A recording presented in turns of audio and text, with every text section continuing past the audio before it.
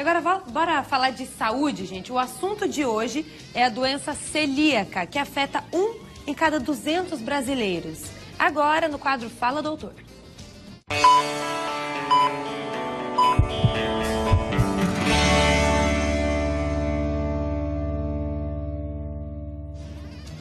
E quem veio participar da nossa entrevista de hoje, gente, é o doutor Paulo Mafra, ele que é gastroenterologista. Muito boa tarde, doutor. Muito boa tarde aos seus espectadores. Seja bem-vindo ao Ver Mais. Muito obrigado. Doença celíaca, né, doutor? Vamos lá.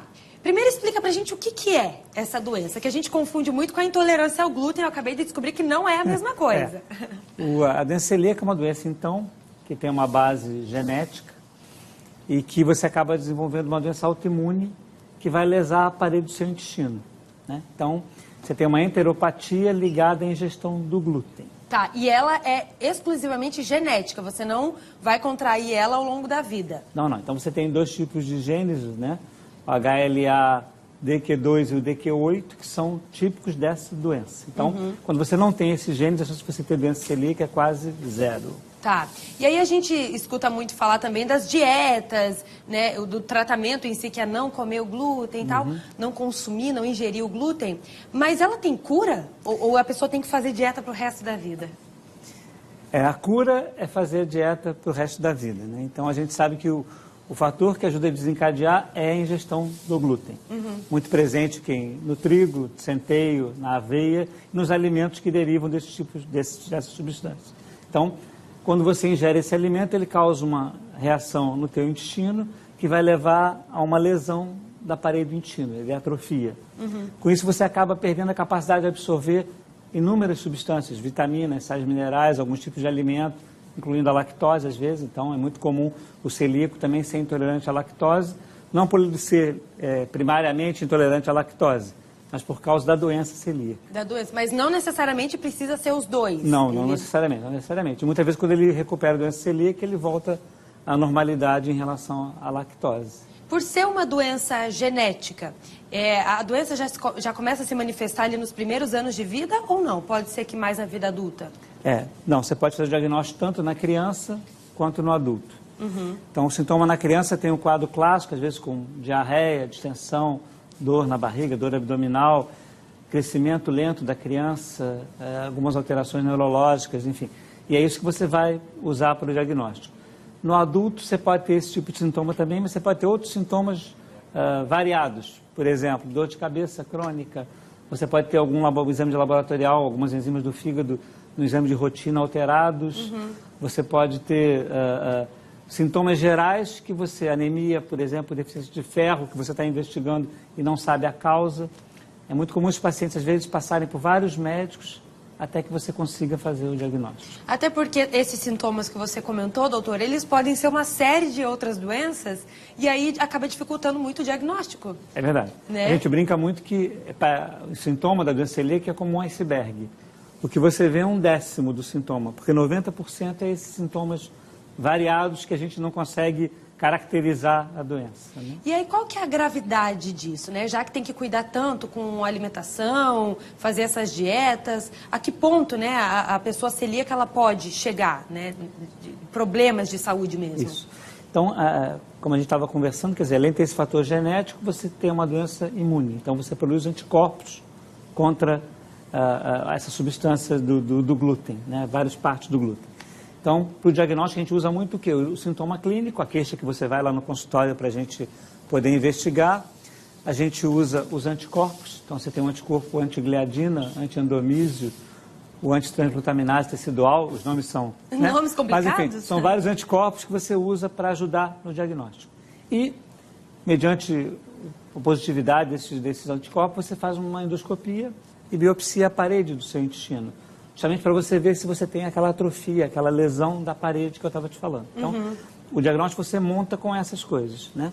Como eu te falei que o anticorpo é uma doença autoimune, você pode ter uma associação muito maior com outras doenças autoimunes. Doença autoimune da tireoide, tireoidite, você pode ter doença autoimune como diabetes tipo 1, doença autoimune, enfim, de outras origens, né? E além disso, você tem um risco aumentado de alguns tipos de câncer, principalmente o linfoma. Aí a gente já vê a importância mesmo de cuidar com essa dieta. Da doença. Então, a doença não é só uma doençazinha que, como a intolerância à lactose que é apenas uma intolerância, mas todo o tecido está normal. Não. Na doença celíaca você tem lesão do tecido, você tem toda uma doença não é só no intestino, de todo o organismo. De todo o organismo. Mas dá para dizer que fazendo a dieta correta, né, indicada pelo médico, enfim, fazendo todo esse acompanhamento, dá para dizer que o celíaco ele pode levar uma vida normal? A maior parte dos celíacos responde muito bem à dieta. Então você normalmente começa a dieta isenta de glúten, e aí tem que ser isenta de glúten. Zero glúten? Zero glúten, e aí 3, 6, até 1 ano, você vai tendo uma melhora progressiva. Então você compara às vezes a biópsia do início do tratamento com o final, é normal a biópsia feita depois, os anticorpos somem. Então, quer dizer, sim, você pode dizer que você controlou a sua doença, né? Não pode ficar se expondo novamente ao glúten, porque aí você estimula todo o processo novamente, produz anticorpo novamente. Todos os sintomas novamente. Volta, e aumenta o risco, então, de fazer as outras doenças. Tá certo. Doutora, agora mudando um pouquinho o foco da nossa conversa, a gente fala muito de... Hoje em dia, você vai no mercado, você vai em estabelecimentos comerciais, enfim, restaurantes, lanchonetes, e a gente vê muitos alimentos sem glúten e sem lactose. E aí muita gente acaba optando por esse alimento. Verdade. Mas o glúten, ele é ruim para quem tem a doença celíaca ou a intolerância ao glúten. Para quem não tem essa intolerância, não tem esse problema, a falta do glúten, ela pode trazer alguma falta de nutriente para o corpo? Pode fazer algum tipo de mal para o organismo? Ótima pergunta. Acho que esse aqui é o tema do momento, né?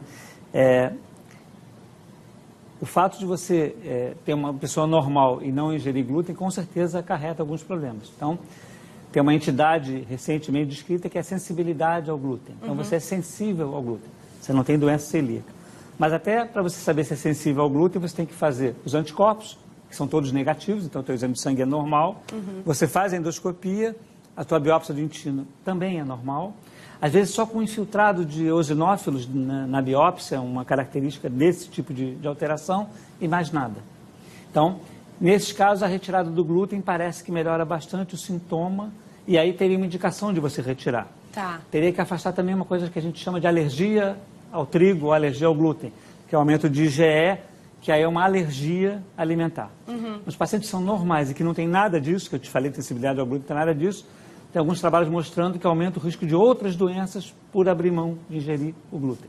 Entendi. Então, talvez o melhor conselho seja, se você tem alguma intolerância ao glúten, na ingestão desse tipo de alimento, procure o teu médico, clínico, gastroenterologista, para que ele faça essa triagem e você não vá no bojo das dietas da moda, porque você pode ter algum problema por causa disso. Por não ingerir o glúten. E ser uma pessoa normal que não quer ingerir o glúten. Exatamente. Respondido, então. Doutor Paulo, obrigada pela sua participação no Verde Mais e até a próxima. Muito obrigado.